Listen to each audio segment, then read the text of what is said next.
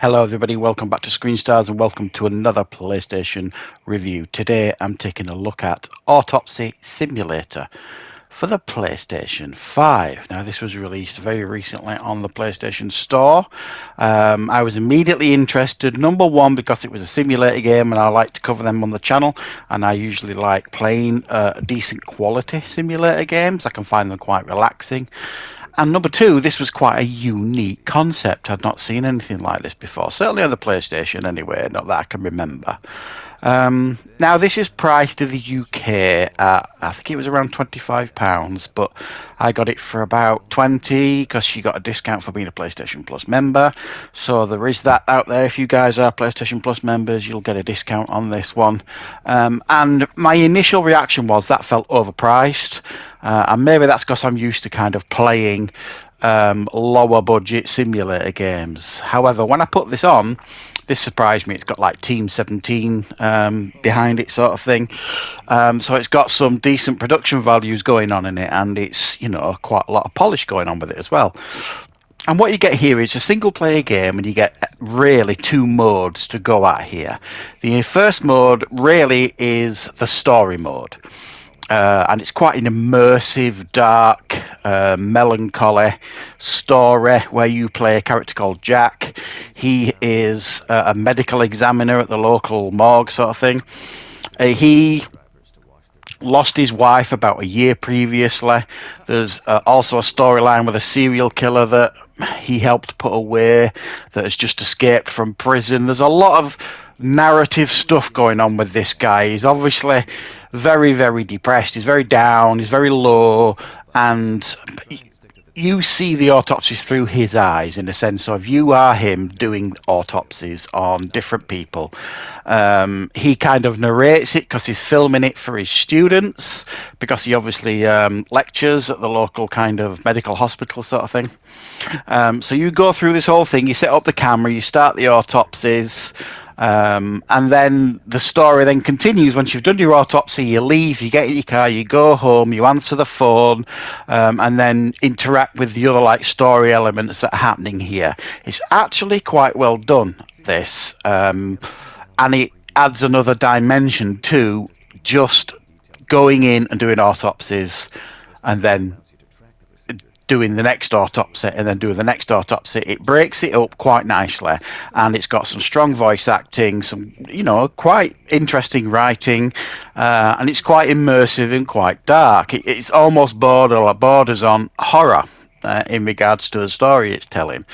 So I really appreciated that, and I like the way they did the story part of this game. However, if you're not interested in that, you just want to get straight into the game, there is like strictly an autopsy section where you are, in actual fact, a student that has just qualified, and you walk into, it's the same autopsy room, and complete a series of autopsies, and you will be ranked at the end of the procedure as to how well you did in regards to that autopsy. Now,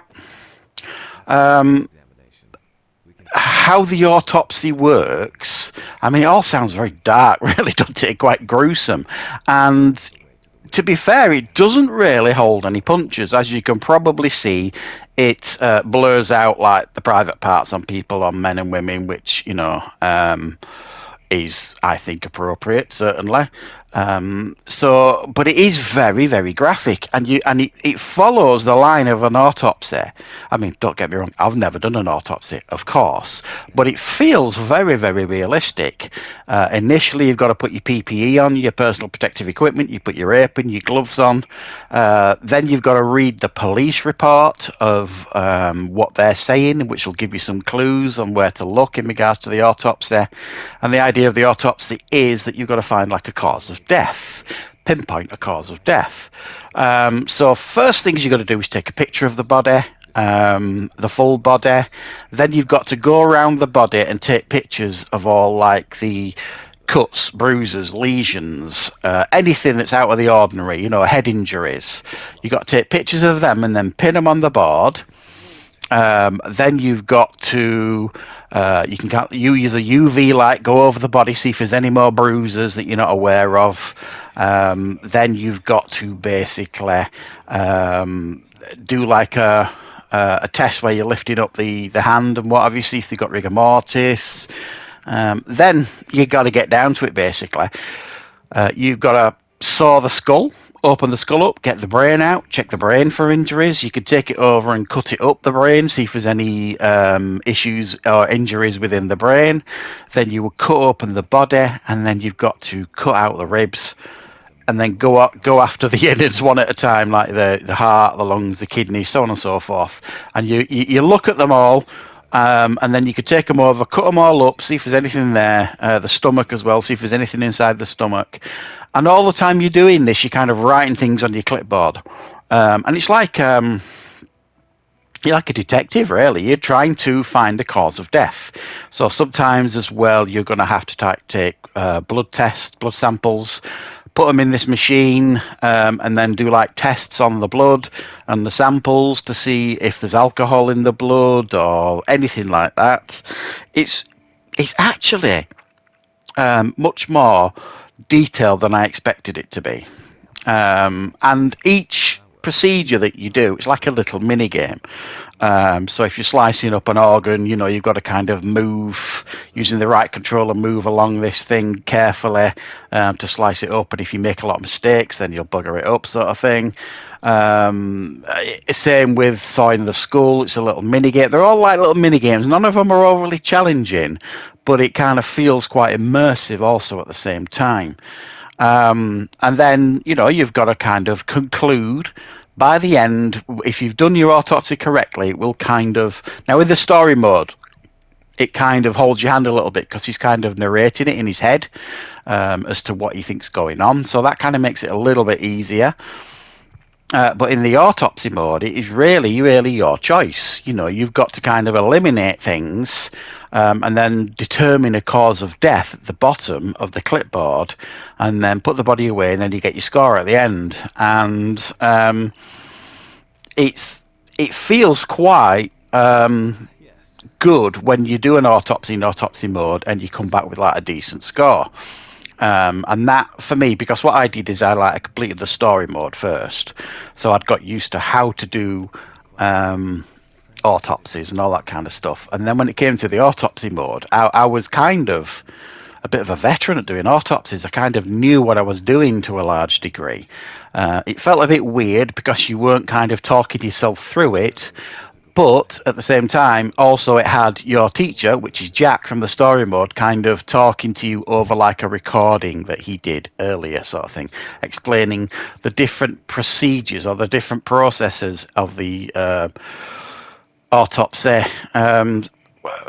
itself.